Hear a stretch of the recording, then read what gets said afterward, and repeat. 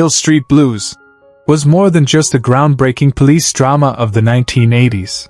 It was a cultural phenomenon that left an indelible mark on American television. But behind the compelling on-screen performances, the real lives of its talented cast members were far from the scripted storylines. From unforeseen accidents that changed their trajectories to deeply personal challenges, their journeys since the show's end are filled with poignant lessons and untold stories. So, where are these iconic stars now, in 2025? Join us as we delve into their lives, exploring the triumphs, tribulations, and twists that have defined their paths over the years.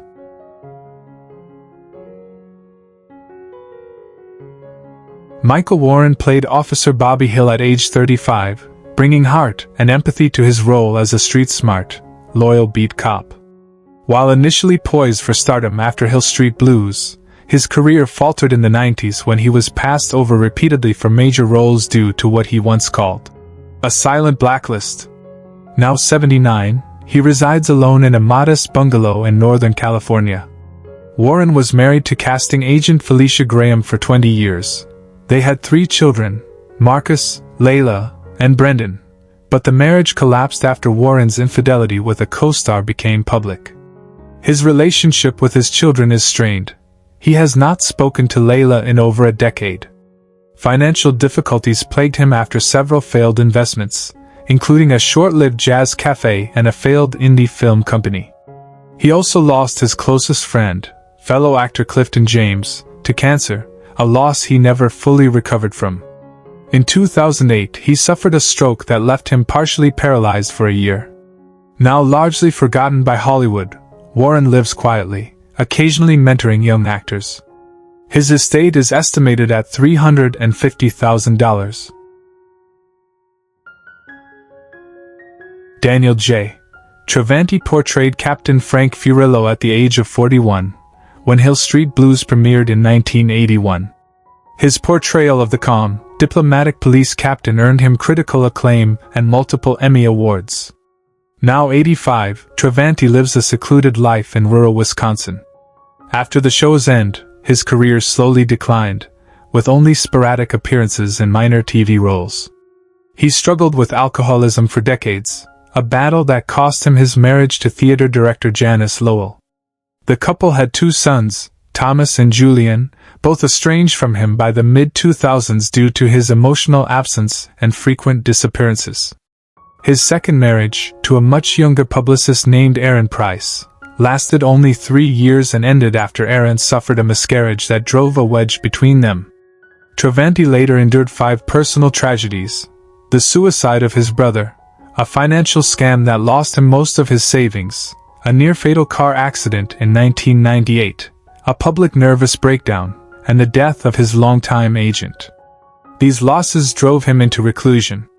He currently survives on modest royalties and occasional convention appearances. His estate is estimated at $600,000. James Sikking portrayed the rigid, gun-obsessed Lieutenant Howard Hunter at 47, turning what could have been a caricature into a chilling and strangely charming figure of order and repression. Now 91, Sikking lives in a retirement community in Santa Barbara, dealing with the advanced stages of Parkinson's disease. After Hill Street Blues, his career saw minor success, but his obsession with perfection alienated producers and led to long periods of unemployment. He married costume designer Valerie Dane in 1979, and they had 2 children, Kara and Sean, but the marriage deteriorated due to his emotional coldness and controlling nature. Valerie left in 1992, taking the children with her. Sean died in a motorcycle accident in 2001, and Kara stopped speaking to Sikking after accusing him of trying to control her life and career. In 2005, a fall during a stage production shattered his hip and ended his acting career for good. He has since lost many friends to age, including fellow castmates, and his loneliness is well known among his caretakers. Despite a long career, poor financial planning and medical bills have reduced his estate to an estimated $250,000. Bruce Weitz brought the unpredictable, growling detective Mick Belker to life at 38, endearing himself to audiences with his gritty intensity and eccentric behavior. Off-screen, however, Weitz' life took on its own tragic arc. Now 82, he lives in a Los Angeles assisted living facility after a series of health setbacks. Following the end of Hill Street Blues, his typecasting as the tough guy severely limited his acting opportunities. He married German stage actress Ingrid Bauer in 1987, but the relationship was marred by jealousy and cultural clashes, ending in a painful divorce. They had one son, Lucas, who died from an opiate overdose in 2012, a tragedy Weitz has never publicly addressed.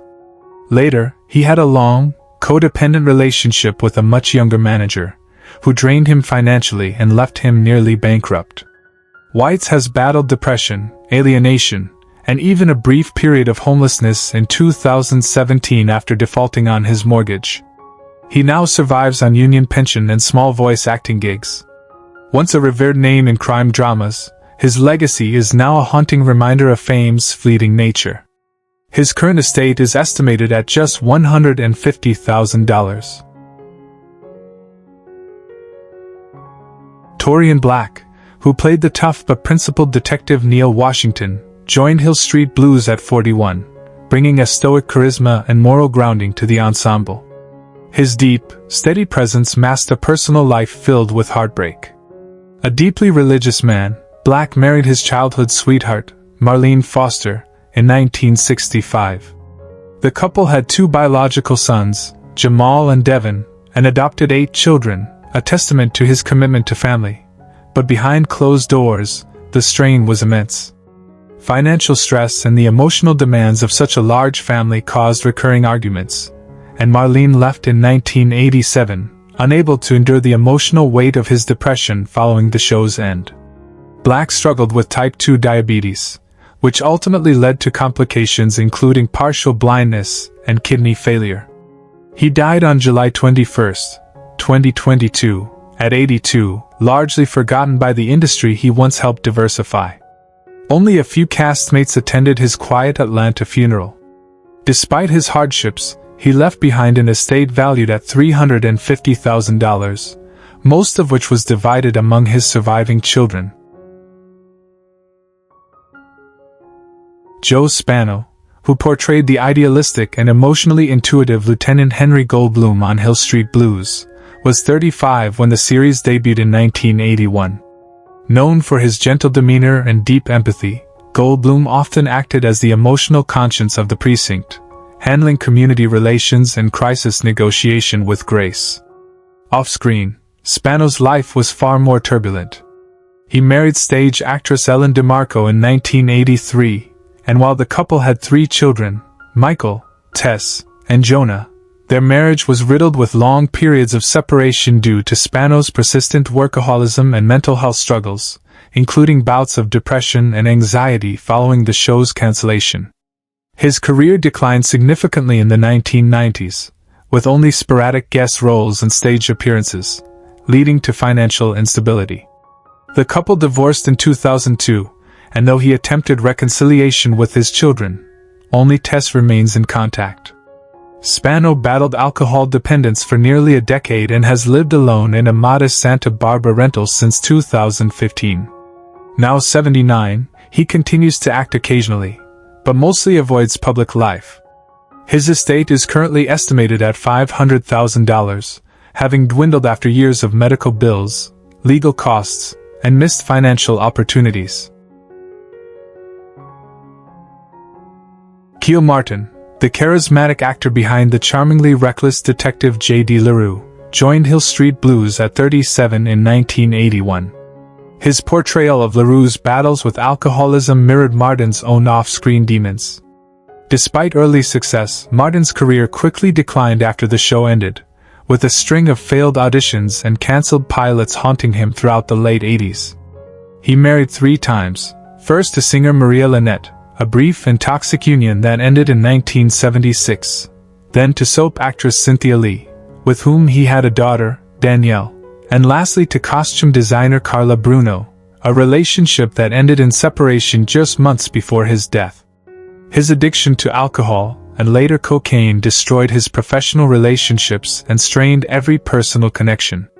Diagnosed with lung cancer in 1989, he refused aggressive treatment and instead isolated himself in a small apartment in Rancho Mirage. He passed away on December 28, 1990, at just 46, with only Danielle by his side.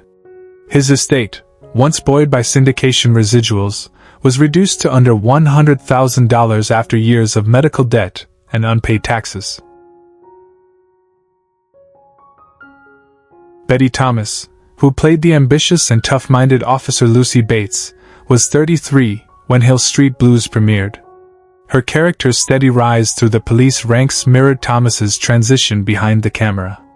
Though she found commercial success directing films like Private Parts and the Brady Bunch movie, her personal life was marked by solitude and regret. Thomas never married and spoke sparingly about her romantic life, though close friends revealed she endured a long, emotionally manipulative relationship with a fellow director in the early 90s. She adopted a son, Max, in 1998, but their relationship has been distant, marred by her long work hours and lack of emotional availability. Despite accolades, Thomas battled severe insomnia and anxiety, which she self-medicated with alcohol for many years before seeking treatment in 2010. Now 77, she lives in quiet semi-retirement in Palm Springs, rarely giving interviews. Her estimated estate stands at $3 million, built on wise investments and residuals, though she reportedly plans to leave most of it to animal welfare charities rather than family. Charles Haid, who portrayed the volatile yet deeply loyal officer Andy Renko in Hill Street Blues, was 38 when the series began in 1981.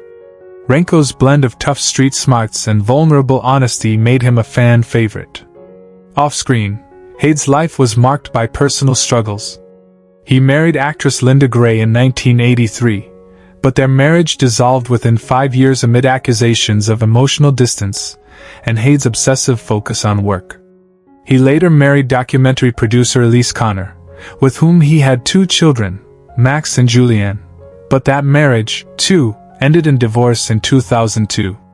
His relationship with his children became strained over time, particularly following a financial crisis in the early 2000s after a failed investment in an independent film studio. Haid also battled depression and alcohol dependency throughout the 1990s, undergoing rehab twice. Despite sporadic directing gigs, his career never regained momentum. Now 81, Haid lives alone in Santa Fe, New Mexico, where he paints and occasionally lectures at film schools. He remains largely reclusive, with few ties to his former co-stars. His estate is estimated at $600,000, significantly reduced from earlier wealth due to medical expenses and failed ventures. Veronica Hamill brought poise and quiet strength to her role as Joyce Davenport, the public defender and love interest of Captain Furillo. She was 38 when the show began and quickly became emblematic of intelligent female professionals on TV.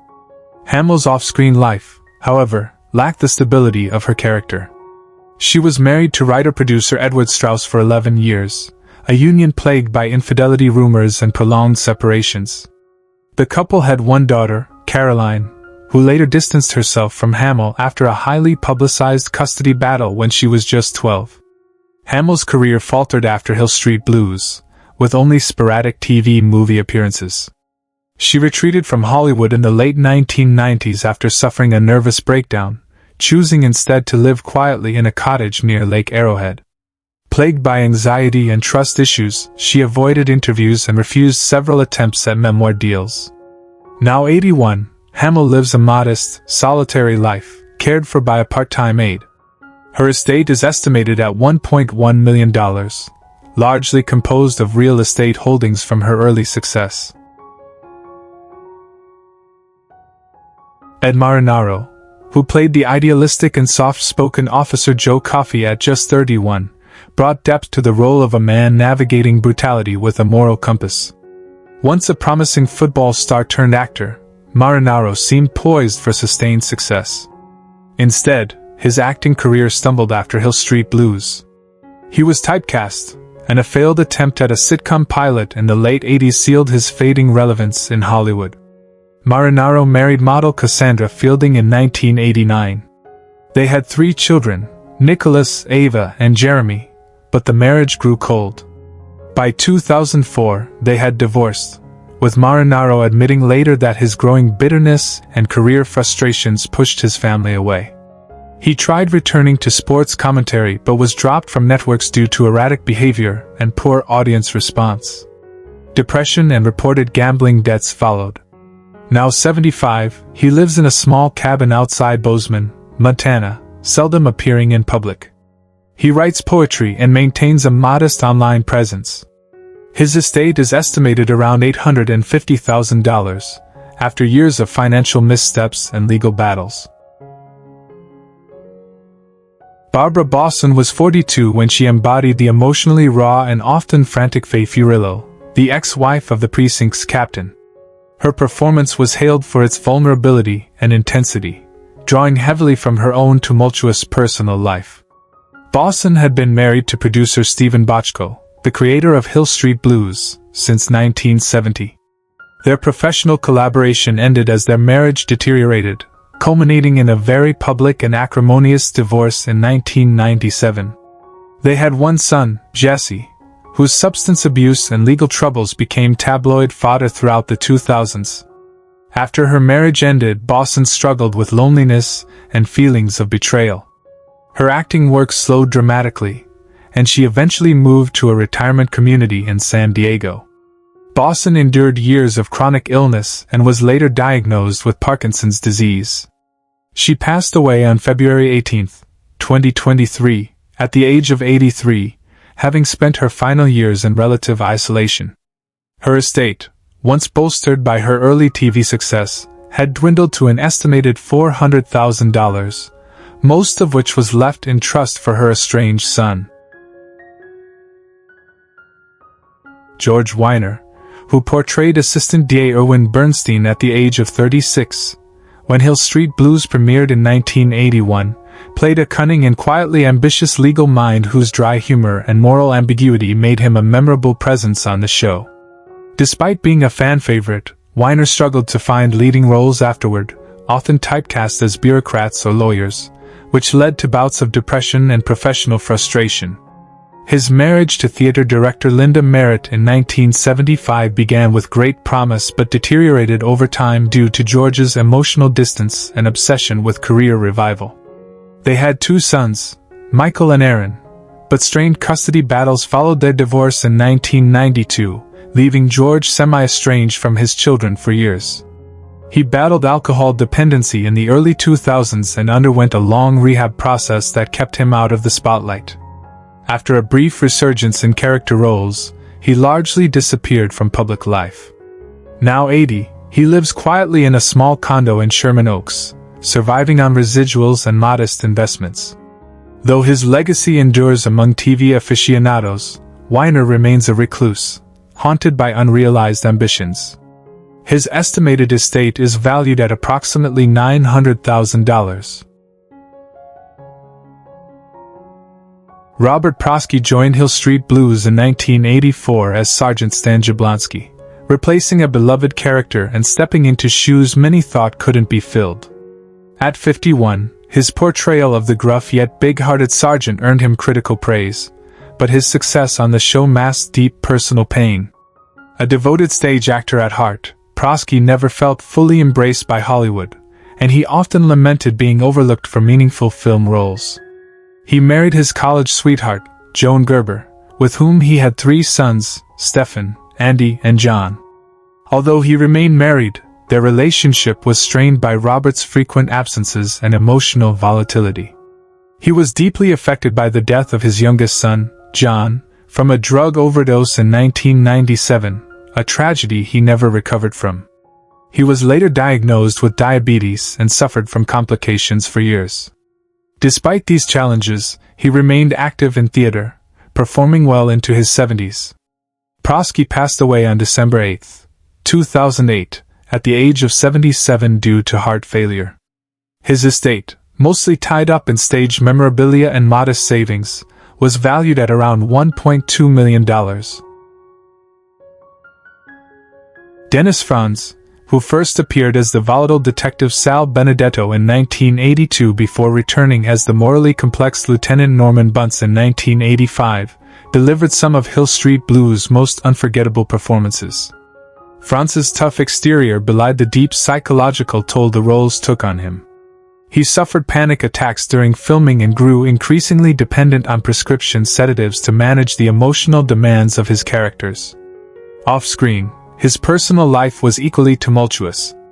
His first marriage to aspiring writer Marianne Kessler dissolved after just 2 years due to his mood swings and infidelity. He later married Joni Zek, a woman who brought stability but at the cost of enduring his years of emotional distance and battles with depression. They had no children, a fact Franz later admitted was his greatest regret. He briefly attempted a television comeback in the early 2000s, but his efforts were poorly received. Retired and now 80 years old, Franz lives a secluded life in Idaho, away from the industry that both made and unmade him. His estate is estimated at $5 million, built largely from wise real estate investments and residuals from NYPD Blue. Who is your favorite character from Hill Street Blues? How does it feel knowing that some of the actors are no longer with us? Share your thoughts in the comments below. If you enjoy this type of content, don't forget to like the video, subscribe to the channel, and hit the notification bell to stay updated on future uploads. Thank you for your support.